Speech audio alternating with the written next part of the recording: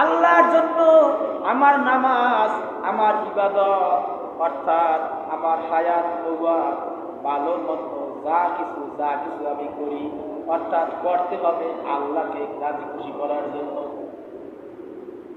আর আল্লাহকে রাজি খুশি করার জন্য যদি না হয়, তাহলে তাতে কোনো নেক দান করা হবে না। নেক দান করা হবে, তাতে কোনো নেকি দেওয়া হবে না।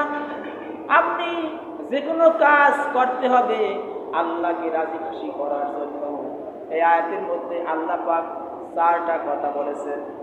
এক নম্বর বলেছেন যে আমার নামাজ পড়ি, এই নামাজটা হতে হবে আল্লাহর জন্য, আল্লাহকে রাজি খুশি করার জন্য।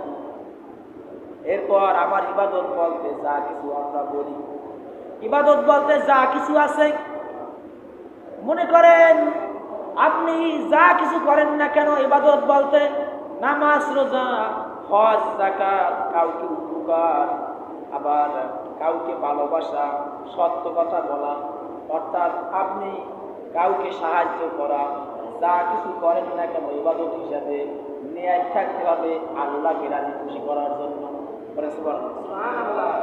আপনার হায়াত, এটা হায়াত মওয়াত যা কিছু সব আল্লাহর জন্য। এই পৃথিবীতে আপনি যতদিন বাঁচবেন কে জানে? জানে কে? আল্লাহ। আল্লাহ ছাড়া কেউ জানে না। জানে না?